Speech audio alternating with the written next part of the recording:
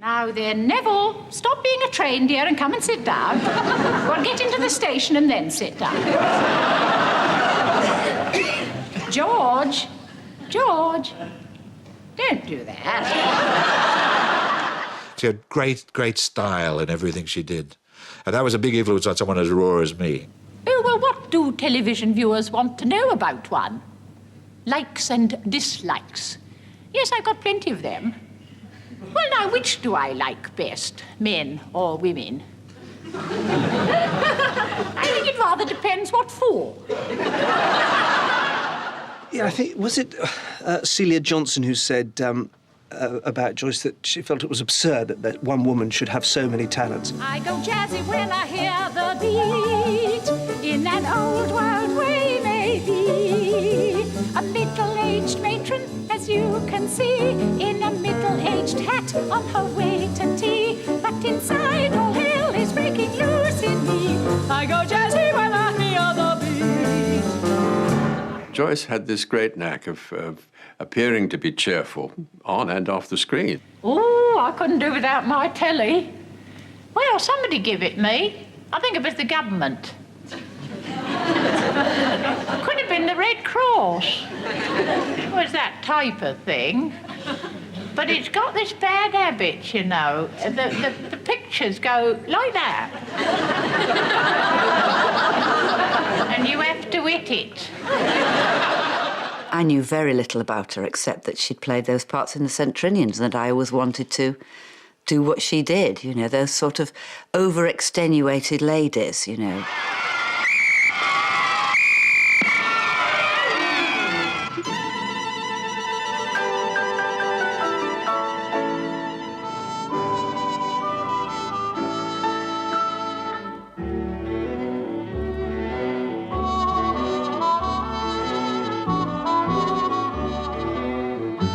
When we think of Joyce Grenfell, dozens of different characters come to mind. They're often funny, sometimes sad or absurd, occasionally pretentious or awkward. Oh, you recognised me.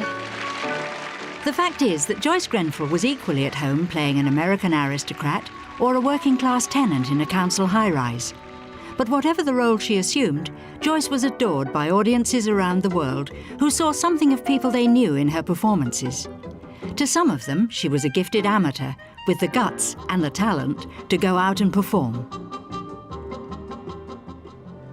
But in reality, Joyce was very far from being an amateur. In contrast to her easy stage manner, she was a determined and focused performer. And at a time when women of Joyce's background were not expected to make their own way in the world, she was something of a pioneer with a very keen sense of her own talent. So who was Joyce Grenfell? And what was she really like? Hand me down my bonnet and hand me down my shawl. Joyce Grenfell was half American.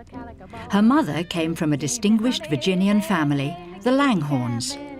Nora Langhorne was the youngest of 7 children, of whom Nancy, her older sister, married into the Astor family and became the first woman MP to sit in the British Parliament. By contrast, Nora married modestly, at least by the standards of her illustrious sister, settling for an English architect with only limited prospects. Nevertheless, Joyce and her younger brother Tommy were raised in Knightsbridge in a manner befitting the children of a wealthy Virginian family. Consequently, her early years were dominated more by her nanny than by her mother. Before she had reached her teens, Joyce suffered the first of several setbacks that would shape her personality and her subsequent career. Nanny Lucy was the anchor for her childhood. She was always there. She picked her up from school. She took her to piano lessons.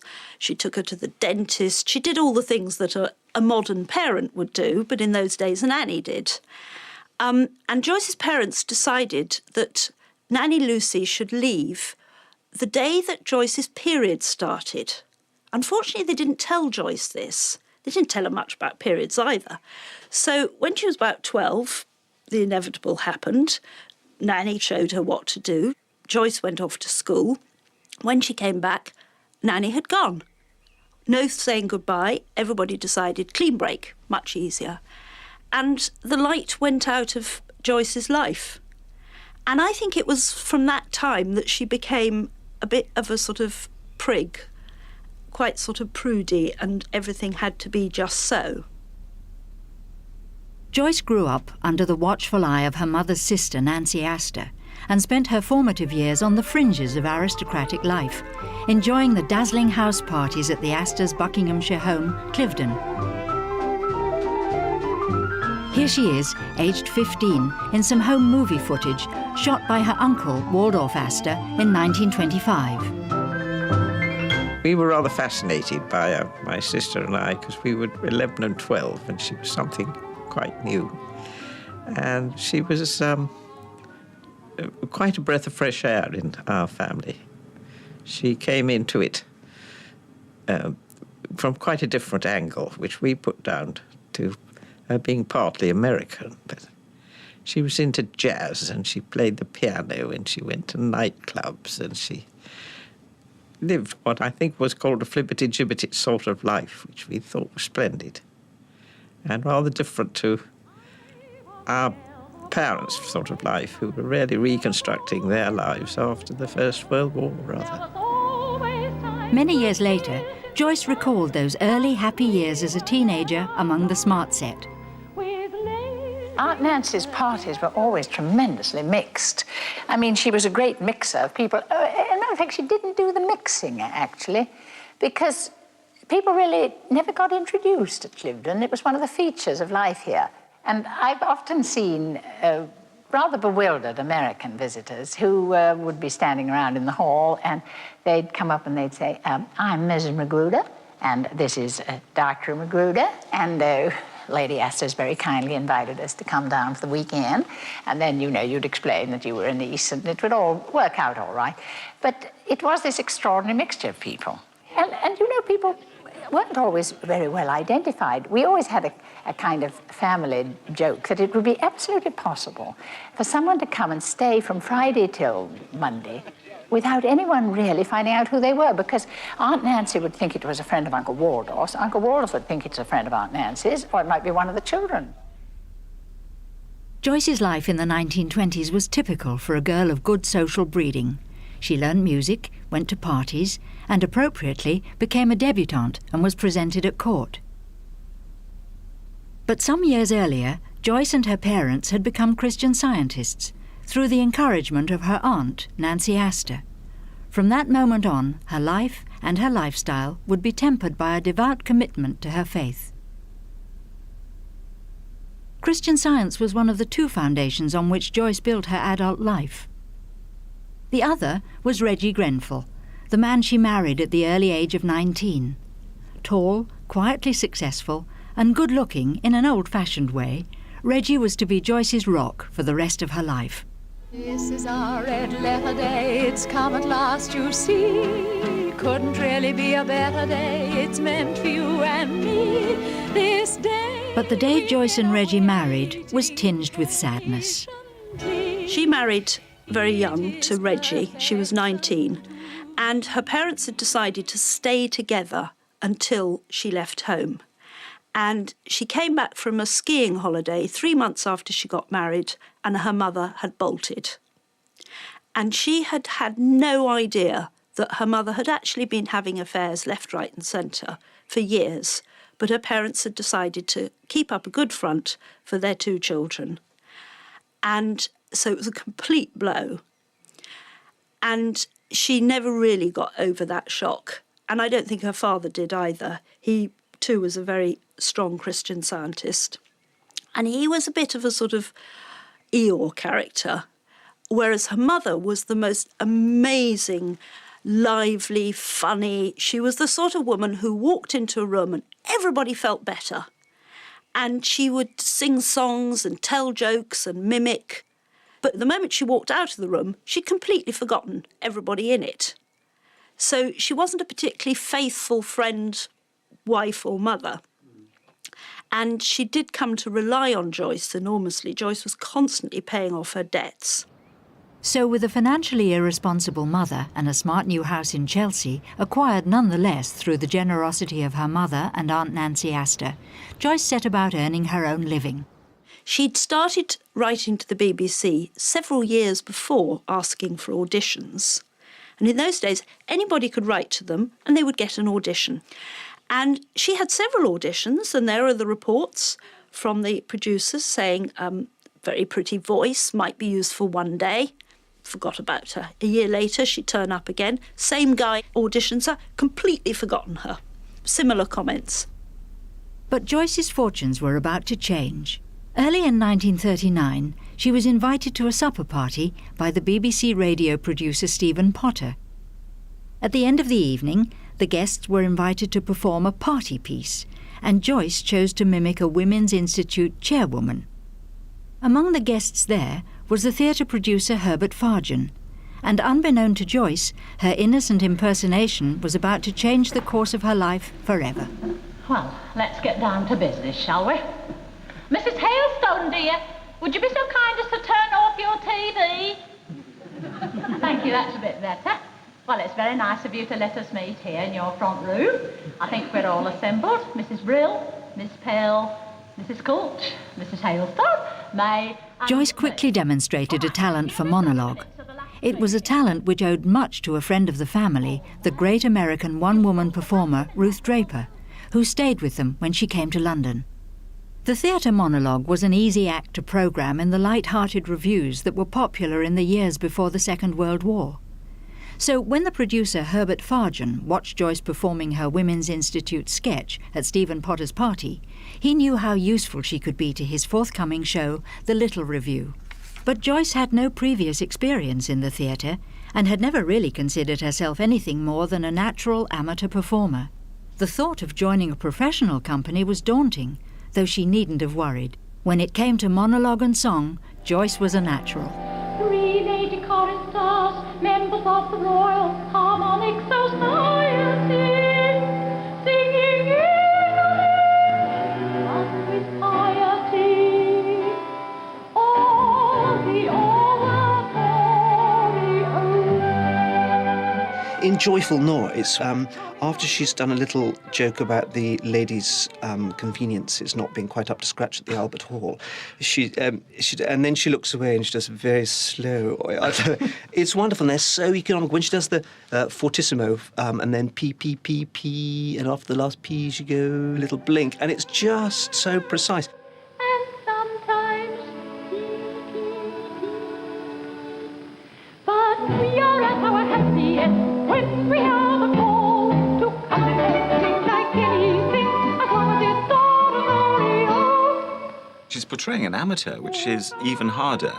To be a sort of quasi-amateur who's actually a professional portraying a real amateur is an astounding There's an example of really how skillful that is when she does the oratorio section, where she's just doing the passage. She does a covered voice, which is very oratorio, and she's so confident with her musicality that she can do the comedy of losing her place in the music across the beat. And so she's staying with the band and she's looking around and she's doing, and then she's on, and it's, you watch it and it's so skillful. What I think it is that physical stuff, interestingly, when you think of a joke or you write a song, you can say it out loud or you can sing it to yourself and decide whether you think it's funny. But with physical comedy, you can't, because you can't see it. You can't look in a mirror and see yourself doing an aside. The only mirror that tells you whether it's funny or working is the audience. Laughter. And that's only by the second night, isn't it? But you can see in her performance, it's the product of second night after second night after second night. It's years of experience, and it's a joy to watch. We are not very musical, but we are very keen. We practice every Thursday night, quite close to Golders Green. And some of us cannot sing much, and some can't sing at all. But we love things to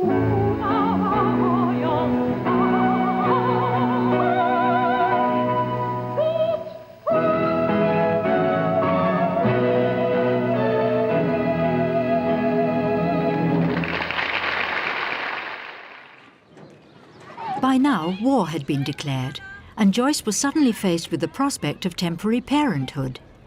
2 girls from the Godolphin and Latimer School in West London were billeted with Joyce and Reggie on the Cliveden estate in Buckinghamshire. Joyce and Reggie never had children, Yet suddenly she was faced with an instant family and a new career. Hey, what's going on in here? Coincidentally, Joyce's first feature film concerned two small children who were evacuated to New York at the outbreak of war. Joyce played their American foster mother. Will you please read Mummy's letter, Mrs. Rogers? This propaganda short was made at the height of the war in 1941 and was directed by the great Carol Reed. I hope you're both well and being very good for Mrs. Rogers. Ethel sends her love and a big hug each. Good night, my darlings, and all my love. This is London. The government have given instructions for the following important announcements.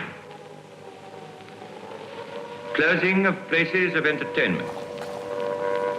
All cinemas, theatres, and other places of entertainment are to be closed immediately until further notice. Some theatres did reopen, but for matinee performances only.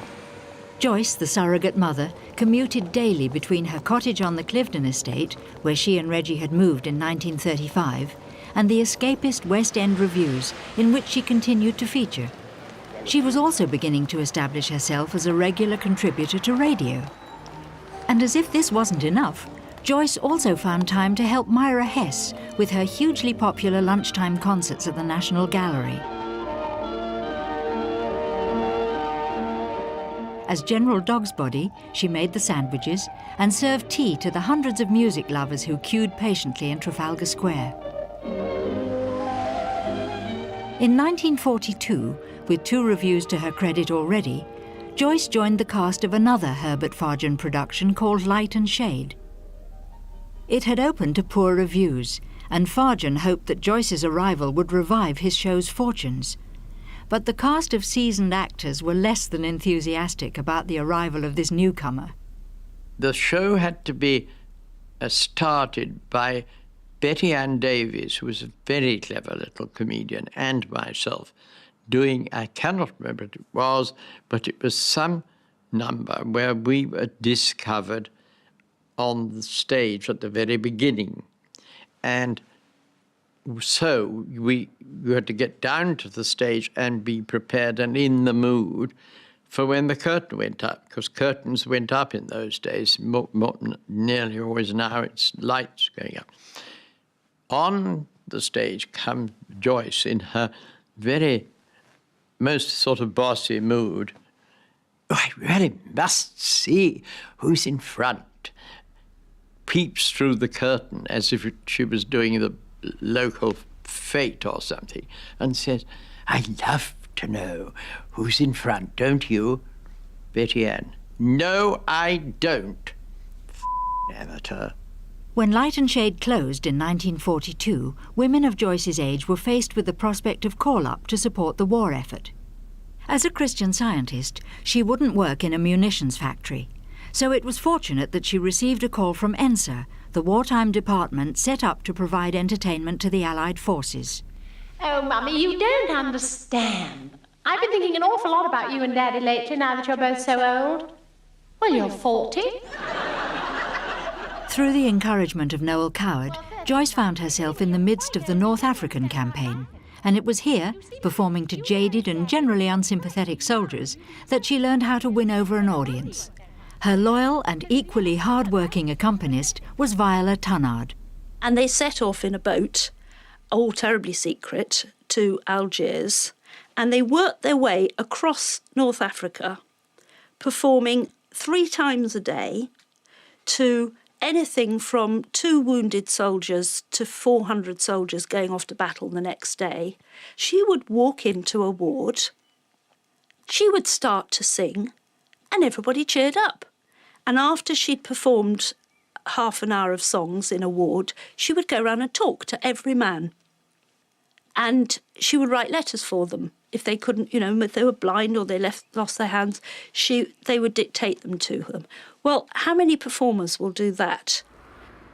At the end of the war, Joyce returned to London, to the theatre, and to the medium which had established her reputation up and down the country, radio.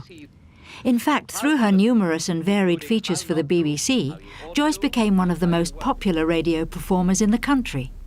Well, I couldn't do without me wireless. No, that'd never do. Well, I keep it on for the company as much as anything. Well, I don't listen to it all the time, but it's nice to hear it going on. You get used to it. I like the children's hour. Well, I like anything, really. I'm not fussy. But I don't like too much talking. I can't get on with what I'm doing if there's too much talking. Can't make out what they're talking about half the time. Just do it where they'll self-speak, I think. Noel Coward, who had encouraged Joyce to join ENSA, now invited her to join the cast of his revue, Sigh No More. She contributed monologues to the show, but only one song survived rehearsals. It was a classic Joyce Grenfell number called Oh, Mr. Du Maurier. Mr. Du Maurier, perhaps I'm out of date. Time flies when one isn't counting at a fearfully cheerful rate. The years must have gone on mounting, for now I estimate that I'm 70 years. Oh, Du Maurier, what a Fourier, too late. Oh, Mr. Du Maurier was one of the dozens of songs Joyce wrote in a 20-year collaboration with the composer Richard Addinsell. It's sometimes forgotten that Joyce wrote virtually every word of her own songs and the many monologues she performed. Technically, and by the sort of careful cast calibrations of her period, she was the poshest comedienne or comedienne we've ever had. I mean, she actually was genuinely blue-blooded, particularly on the American side. And I think that in an era where a lot of her contemporaries, Hermione Gingold or B. Lilly or Anna Russell, whomever, had kind of married posh, she was the real thing. And I think not only did that mean that her constituency of an audience which tends to get overlooked, the posh audience, recognised and chimed with it, but also that she imparted a truth to her poshness, which the wider audience recognised. It wasn't a sort of music hall end of the pier posh, it was the real thing. And at a time when the upper classes were losing their power. It was, I mean, the music hall people portrayed posh as swaggeringly confident. In fact, in the 40s, 50s, the posh were losing their empire, losing their land, losing their servants. They'd killed all their sons in the wars. It was a bad time. And so there was an insecurity about the upper classes, which she picked on. She pulls out that sense of the rug slipping from underneath their feet with the goofy smile and the sort of the helplessly the automatic manners and those sorts of things, the sort of ritual and the formalities under which you sense something is slipping away, which is intensely funny and actually quite poignant as well. By now, revue was in its twilight years, but Tuppence Coloured, starring Joyce and Daphne Oxenford, could still tour the country and enjoy a successful London run lasting nearly 12 months in 1947. A lot of people say she was just a very, very gifted amateur.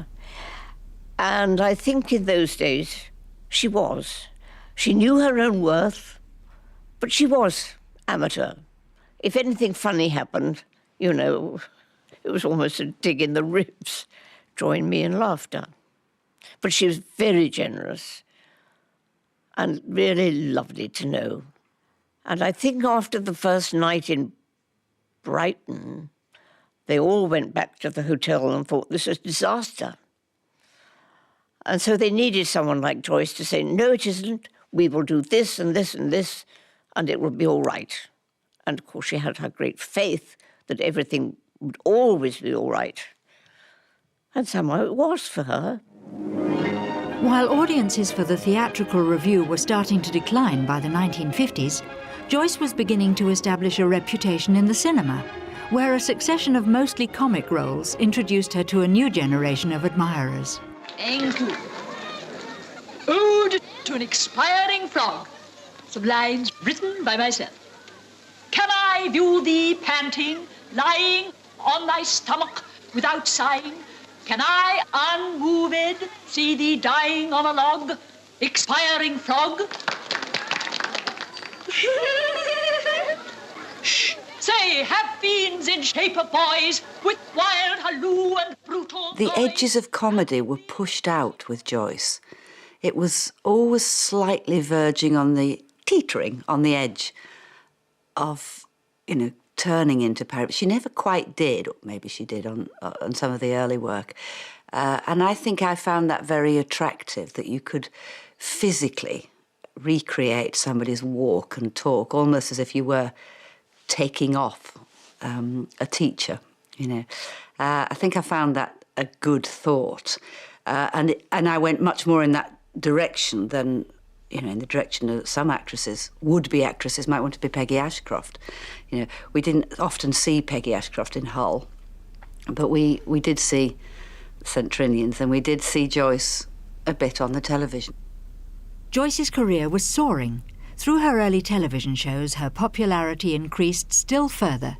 But it was in the nature of her generous character that she still found time to help those of us like me, whose professional lives were just beginning. I met her when I was about 15. I was on a radio programme for teenagers, which was performed by teenagers, and the audience was teenagers. And we were reviewing the Bells of St Trinian's, and I'd never seen her before, and I thought she was wonderful, wonderfully funny in it, and very appealing. And I asked if I could interview her, because we had a segment called Top of the Ladder, and I wanted to do my own one-woman show, age 15. And they said yes, so they set up the interview at the St Martin's Theatre, because Joyce was doing Joyce Grenfell Requests the Pleasure then. And off I went with the producer and a microphone, which Joyce immediately took out of my hand for the interview. I was saying, Miss Grenfell, and she said, yes. So it looked like she was interviewing me, and there was a photo in the Radio Times with her holding the microphone. It was a good interview, although I was very nervous. I'd never seen anybody who looked like her before, because I'm quite little, and she was seemingly 6'5", she looked that day, with her hair long, stage makeup, and this huge personality. And I was really taken aback from the screen persona to the dressing room persona. But anyway, she was very sweet, and I did ask her the right questions, and she asked me quite a lot of questions and said, why did you choose, you know, what do you want to do then? Why did you choose this? And I said, well, I want to be like you. I'd like to have my own show, and I do characters. And she said, well, do somebody. So I did, and she said, oh, well, you're funny, aren't you? And I said, well, thank you. And we just kept in touch. And she encouraged me to write. I'd only done a very little bit of writing then. And she said, you must practice and you must send it to me. So I used to send her short stories, and she cut all the adjectives. Too much use of adjectives. And she really was instrumental in making me a writer, making me stick to it. Hello, Miss Davidson. How frightfully nice to see you. Yes, that's right. Lumpy Latimer. Do you know, I'd entirely forgotten about that. Only Patsy Marsh is here, and she reminded me. Well, my name is now Clinch, as in boxing. I always say that. I married a man called Keith Clinch, and we've been living out in Kenya. You have to call it Kenya now. And we're more or less settled here now. The children have come and that, yes. Yes, I think we are going to miss the sun, quite frightfully. I'm going to buy myself a woolly vest.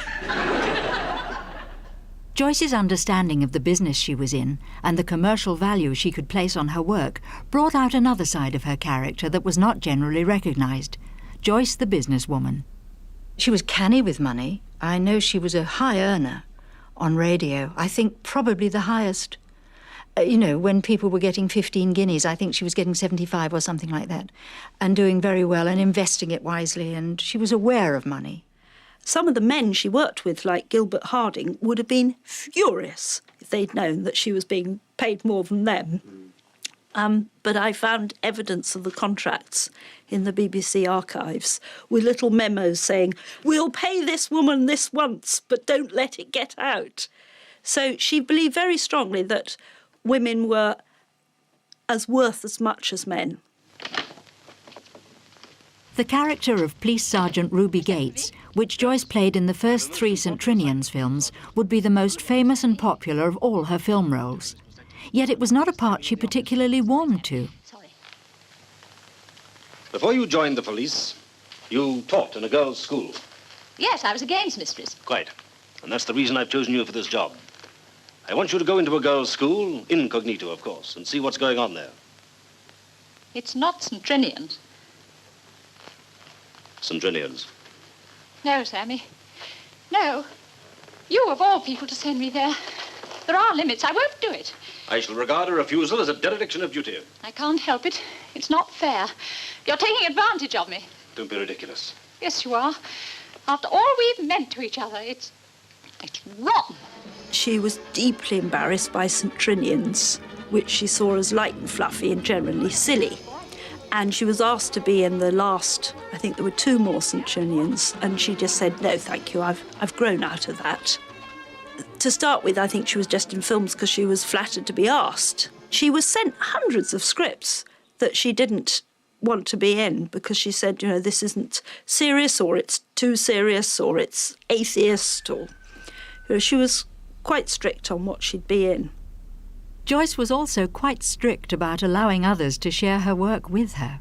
One of the people she introduced me to was Pat Dixon, who produced The Goons. And I went to see him, and he said, well, we don't have any lady goons, but, you know, if I did get a programme where we wanted a comedy young person, I'd come to you, because I auditioned for him. He said, listen, I tell you what, I'm doing a radio, I think it was a series of 3 with Joyce. He said, why don't you give her a ring and ask her if you could be in it? Because then you could do your little slot, or maybe you could do a sketch with her, and, you know, it'd be a nice break for you. So I thought, oh, what a wonderful idea. So I wrote to her and said, Pat Dixon said, and please, please, please, please, please, I wrote about 53 pleases. Could I? It would be absolutely wonderful. And there was no letter, and there was silence. And then one early evening, there was a phone call. And she said, I'm telephoning you. I tried to write a letter, but it's rather bald. How dare you? And I said, what? How dare you say, could you be in a show with me? And I said, why? What's wrong? You know, the Pat Dixon said, how dare he? What do you mean? And it was the only time I've heard her angry. And she really lost it, as they say. I still don't know why, to that extent. But I said, you know, I'm going to leave school. I'm still at school. I'm going to leave school soon. It would be such a lovely break for me. It would. She said, well, if you want to do it that much, go and act on the end of the pier. So I got off the phone in tears and went upstairs and told my mother. And she said, look, maybe she's right. Maybe it was very, very cheeky of him to say it and of you to say it to her. We don't know what she thought, but don't lose her. She's a wonderful friend, and she's been marvellous to you. And I think you should write and say you overstepped the mark and you're sorry, which I did, and then everything was fine, and it was never mentioned again. But it sort of went... And it still makes me uncomfortable to think about it. And I'm not quite sure what I did wrong.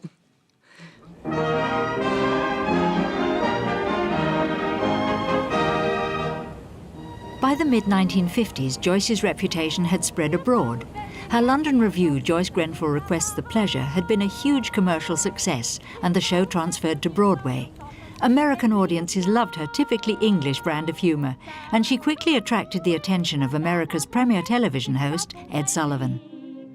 Now, the other night when I first saw Joyce Grenfell on our stage here in New York, I walked into the theater. I knew I was going to see an intimate review with songs, dances, and sketches, but I wasn't quite prepared for the entrance that she made, because she, of course, was talking to a live audience, just as you in our theater are tonight. So, ladies and gentlemen, here is the brilliant English comedian, Joyce Grenfell, just as she appears in her theater, the Bijou.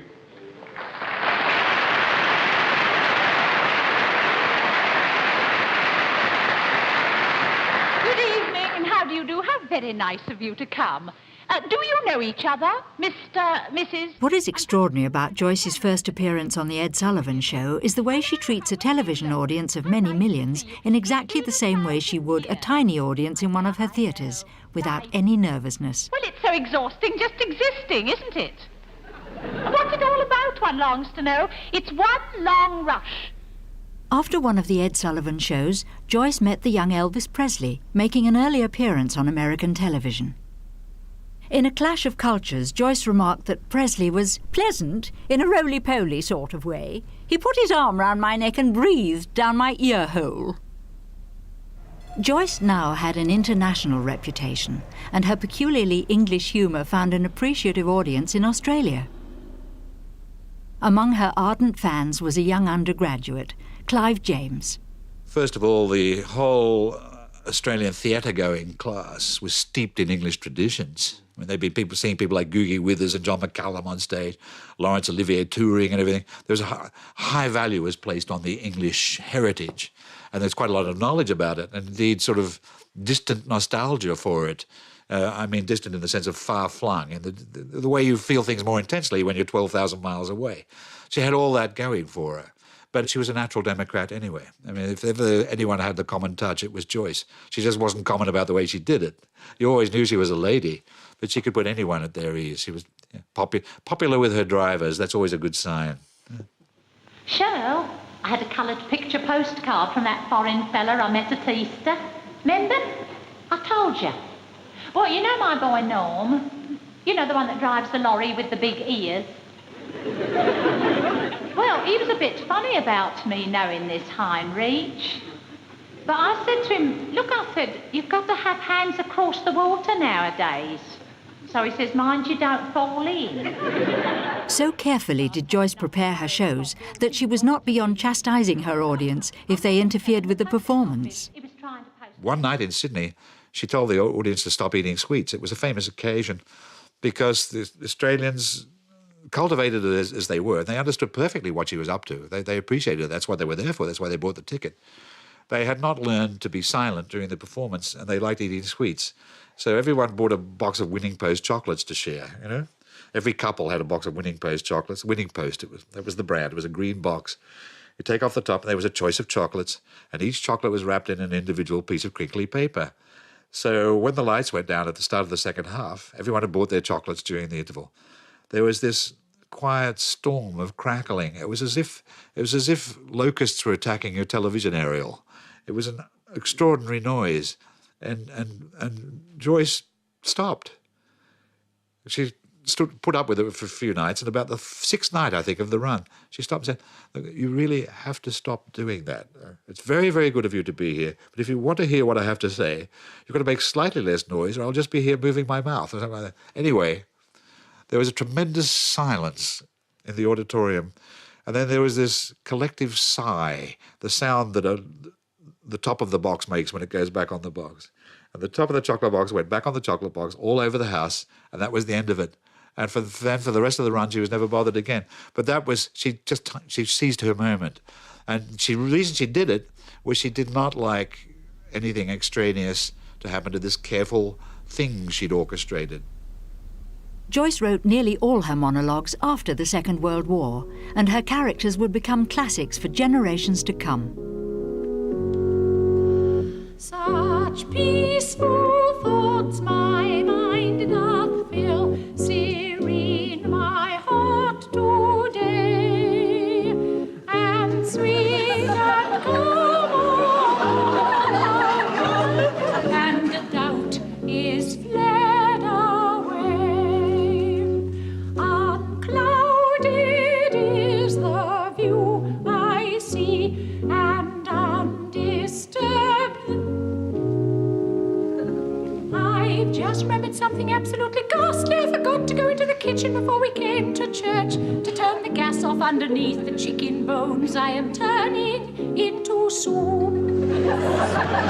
I know exactly what's going to happen. All the water will boil away, and the bottom of the saucepan will get red hot and fall on the floor of the kitchen. And very slowly the linoleum will burn through and set fire to the house. And my fur coat isn't insured. And where are we going to sleep tonight? No troubled thoughts harmonious is the way. I suppose if I were to make a dash for it, I might be able to rescue rescue the drawing that is supposed to be by Picasso. But I would far rather have my old photograph books and my cozy bedroom slippers. Darling, I don't suppose that you went into the kitchen and turned the gas off underneath the soup. No, I was afraid you wouldn't have done.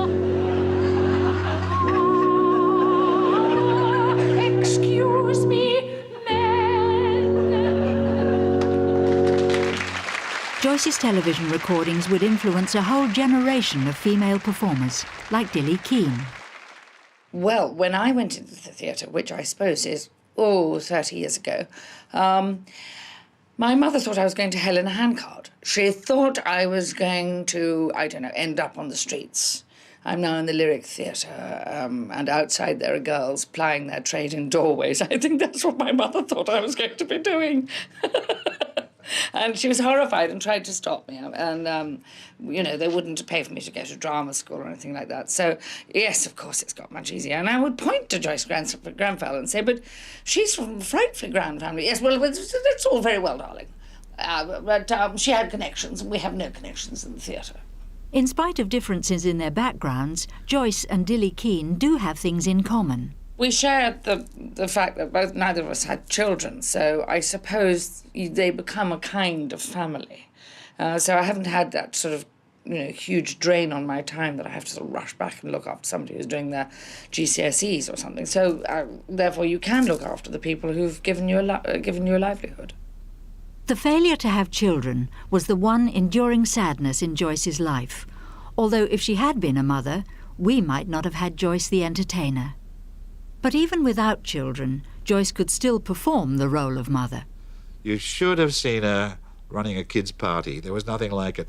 There was a whole bunch of kids, and I was just a guest at the time. And these were kids, little ones. One of them was Luciana Arrighi, who later became famous theatre designer. She was gorgeous. I read a poem about her, actually, which Joyce told me wasn't good enough. They were diving around, and Joyce was running it, and you could see the mother she would have been. Her ability to observe the way adults relate to children found expression in her most famous monologue of all. Now then, everybody listen carefully. Once upon a time, there was a dear little bunny rabbit, and he lived... Where did he live? No, not in a flat. Not in a tree. And not in a television set. Now think. Yes, Hazel, he did. He lived in a hole. Only some of us like to call it a burrow, don't we? And he lived in the burrow. Who did he live there with, Caroline? With his mummy bunny rabbit. Good. And who else?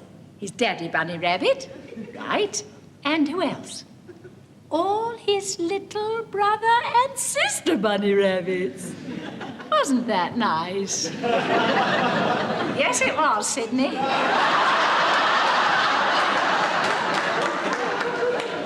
No, he wasn't a burglar bunny rabbit. No, nor was his daddy. Well, he was just an ordinary businessman. David, dear, don't wander away like that. I know the window is there, but you don't want to look out of it. Our story's getting much too exciting. Now, you come along, and you sit down next to Neville. Neville, move up a little, and Neville, don't pull your jersey down like that over your knees. Well, you see, you'll get it all out of shape, and Mummy won't be a bit pleased. Lavinia, don't pull your jersey. Children, I don't want you all. She was an interesting mixture of shy and gregarious, which I think is always interesting. But she had the brilliant ability, Bennett-like ability, to make you think that she was telling you everything. And people like that. It makes them feel like a friend. I think she genuinely liked people, and she genuinely enjoyed performing. I mean, I do believe she couldn't wait to get on. It's the same thing that people feel in Judi Dench. Oh, you feel she can't wait to bounce on the stage. Whereas actually most actors have a very mixed feeling about performing. They want to do it, but they're not sure if they want all the stuff that goes with it, and they'd much rather sit in front of the telly with a box of chocolates most nights. I'm the picture postcard that your Uncle Willie As Britain shook off the last vestiges of post-war austerity, it might have marked the decline of Joyce Grenfell's popularity. The twin forces of television and satirical stage shows like Beyond the Fringe were killing off the innocuous and by now old-fashioned revue. And what Joyce represented was light years away from the mood in Britain's swinging 60s. The loud music, the miniskirts and the cult of youth were anathema to her. And yet with her brilliant and loyal accompanist Bill Blizzard, she continued to appeal to audiences not only on stage and film, but on television too. But whenever possible, only on the BBC. She was mildly disapproving of commercial television in Britain, although it hadn't deterred her from appearing on Ed Sullivan's show for commercial television in America. She wouldn't do commercials. She didn't approve of ITV at the beginning, and she told me not to work for them. And I wrote to her and said, I hope you don't mind, but I've taken a job with Associated Rediffusion. And she wrote back and said, what do you mean, do I mind? You know, you have to. As if she'd never said it. But no, she didn't want to work for them. Joyce enjoyed her biggest television audiences in Britain as a regular contributor to the popular BBC quiz programme Face the Music. It was very much a team effort, and its success depended entirely on the chemistry between the regular panellists. Good evening, and I hope you're ready to face the music and join our Easter Monday parade with Joyce Grenfell. Good evening. Richard Baker. Happy Easter. And Robin Ray. Good evening. We used to relax quite often with a kind of a drink. There was a lighting rehearsal at about 6 o'clock in the evening. And we had to be very careful that we didn't get any hint of what the questions were going to be or anything of that sort. So it was just a lighting rehearsal. And after that, there was rather a gap before the audience arrived for the actual recording. A gap filled with something that doesn't happen in the BBC like it did, called hospitality. And there was quite a lot of it, and some of us enjoyed it perhaps just a fraction too much. I remember Joyce turning to me. She had this slightly nannyish manner. All for our good, mind you, which is intended in the kindest possible way. And she turned to me on this occasion and said, now, Dickie, one more gin and tonic, and there'll be tears before bedtime. I rather fancy she was absolutely right. And was it the Spring Symphony? No. This great voice keeps coming in. Not you again, was it? No, wasn't not the me. music No, like it wasn't the Spring Symphony. No, but it was... me. It was Britain again, wasn't it? It was Britain, yes. right, but not the Spring Symphony. He's going to have half your fee if you go on like this. Yes, do come again. Yes, I will, yes. Do you know, she did rather appear to be a head girl. That's quite right. She was... it was all, as I say, extremely well meant, and she didn't mean to kind of patronise us, but I think she regarded the rest of us, and the people like David Attenborough and Bernard Levin and all sorts of really quite respectable people, she regarded as slightly irresponsible and in need of care and attention. She was going to deliver it if nobody else did. And of course, one had to remember that she did have a very aristocratic background as the niece of Lady Astor and all that. And that came out in one or two little tiny ways. We used to stay in Manchester at the Midland Hotel, the old railway hotel, which was very elegant, perhaps a bit old-fashioned. And one day, Robin Ray said, I don't know why we don't go and stay at the Piccadilly Hotel, which was in those days quite new. It's, very attractive and all the rest of it. And Joyce said, oh, no, I have to stay at the Midland. They still have linen sheets. Sometimes the questions became so complicated that even the chairman, Joseph Cooper, was baffled. Now, Robin, what initials has that given you? 4. 4? For a start. Well, W. Do you want the whole answer now? Well, you might as well just tell us. Well, the composer is Weinberger, so I get W. Yes. And Joyce made a joke earlier on about, funnily enough, pure coincidence about this piece. It's called Schwander the Bagpiper. Schwander the Bagpiper by Weinberger. It's lovely to say, which gives me 4 initials, but you can't want all Schwander the Bagpiper, so perhaps you want Overture? O? I would like a P. Poem. Would you? Piper. No. Polka. Always polka. Polka. Oh, I see. Oh, yes. Listen, That's a I tell you relief what, to I've got everybody. Slightly wrong. We take the initial of the piece played as well as the initial of the composer. Yes, I see. Well, you can have both, you see. Yes. And if I were you, for this one, I should go for P, S, and W. Right. Right. Gosh. Oh, dear. Mary Lloyd. Delayed action. Right, PSW. I can't wait for the next one. Joyce's sense of propriety was matched by a keen sense of competitiveness towards her fellow panellists. Well, the questions are played to their strengths, and to that extent, we had these questions that suited people in a way, suited their area of interest.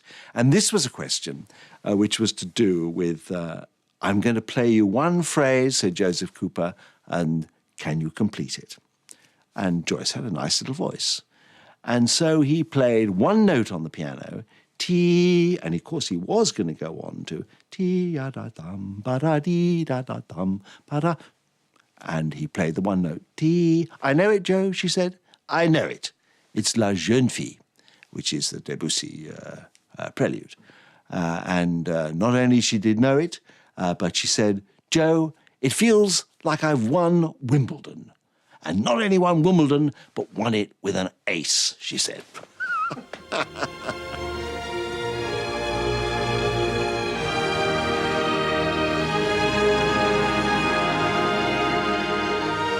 In 1973, Joyce lost an eye to the illness that would turn out to be cancer. She kept her partial blindness from everyone except her nearest and dearest, and the damaged eye was replaced by an artificial one. Yet while the pain increased over the next few years, she never mentioned it to anyone.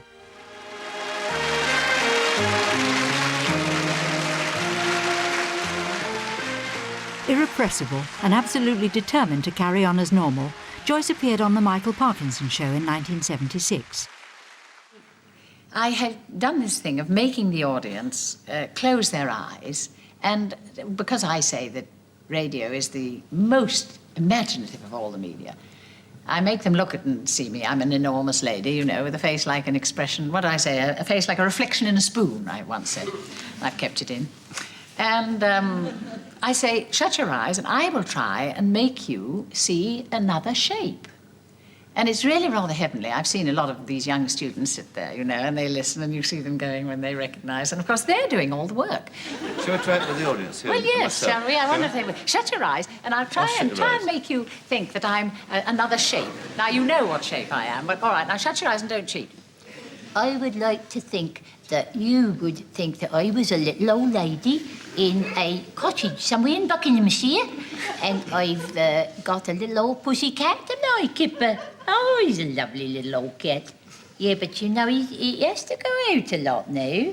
Yes, every few minutes, really. Oh, yes. No, don't scratch, dear. You know, it's furs coming out. Joyce was still recording a series of Face the Music every year, but by now she had shared her increasing blindness with the programme's producers. But I do remember at the time when she first was unwell and first had this difficulty with her eye, that she invited Walter Todds, the producer of the show, and me, and we had a foursome. It was delightful. I remember a very civilised lunch we had in her Elm Park Gardens flat, and it was all very delicately and beautifully produced. I was terribly nervous, actually, but she never let people be nervous for too long. And what she really wanted was assurance that she could go on. And it mattered to her that she could go on, because Face the Music, I believe, really did matter. It was her last link in a way, and it wasn't a too demanding a link with an audience that she wanted to keep in touch with. And it was a big audience. It ran to 5 or 6 million from time to time, and it kept her in touch with the whole of those people who perhaps are now remembering her with enjoyment and pleasure. And as she did that, I think that she really worried, of course, that her time was up. But it wasn't. She consulted us in 1974. And by that time, I think the early first diagnosis was there of the difficulties which she had to face. But she went on to 1979. Joyce died on November the 27th. Until the very end, she was unaware of the exact nature of her illness and had refused to see a doctor until Reggie insisted on it. The doctors realised that there was actually nothing they could do, and Reggie asked some of her friends, shall I tell her? And the Christian Scientist friends said, well, there isn't really any point because she doesn't believe in the body and disease. It's not anything of interest to her. So she was never told that she'd got cancer. But the day after their 50th golden wedding party, the very next day she took to her bed and she died about 2 weeks later. But she had a happy time in that 7-8 years without medical treatment, which would have destroyed her. Barely a fortnight earlier, she had received a letter from Downing Street telling her she was to be appointed Dame Commander of the Order of the British Empire. Sadly, she died before it was conferred. So why was Joyce so popular in her lifetime? And why is she still remembered with such affection over a quarter of a century after her death? No one has the versatility that Joyce had. She could sing, play the piano, write sketches, poems, letters. She did delightful watercolours. I mean, you name it, she can do it. She was so refined and upmarket, and yet she was distributing all this largesse. She was Lady Bountiful. And she did convey this sense that there was such a thing as a civilization, maybe a vanished civilization, that worked in all its levels, because she was interested in all those levels. She was as interested in the village postman or the person who kept the village sweet shop as she was in the squire in the hall. You go out walking with her and she'd be interested in everything. Interested in the policemen. The first police women were showing up. She was very interested in that. She would watch the garbage collector and see how he did it. She'd file it all away in her head. There was a very democratic approach. It's the charming democratic instinct of the person who's truly at ease in their position in society. She was a consummate professional. There are not many women producing their own shows in those days. And the worst you can ever hear about Joyce is she didn't suffer fools gladly. Well, good for her, because as a woman in this business, you can't. I don't think she got the credit for her extraordinary hard work, talent and creativity that she deserved. If you look at her monologues, each one lasts no more than 6 minutes. That's her longest. And the shortest, most of them are 2 or 3 minutes. And each one is a slice of a person's life with a fantastically well-constructed story around it. And she would evolve them, sometimes over years, the character and the story, till she got her monologues so that she could walk onto the stage as if she just walked out of the kitchen onto the stage and, oh, how lovely, all my friends have come to see me. I'm just going to tell you a story I thought of just now. And that's how it came over. And that's why people think it was so easy. But she actually worked incredibly hard to get that feeling of impromptu.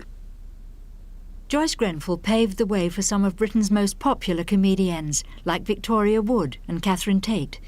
And yet, there was something unique about Joyce that made her act an impossible one to follow. She loved performing, and equally she loved the people she was performing to, and they took her to their hearts because of her warmth and her sincerity.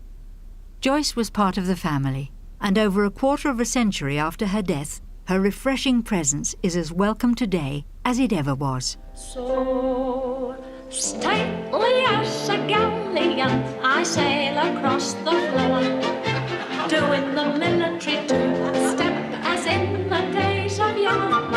I dance with Mrs. Tiverton, she's light on her feet in spite of turning the scale at 14 stone and being of medium height. So gay the band, so giddy the sight, full evening dress is a must, but the zest goes out of a beautiful waltz when you dance it bust to bust.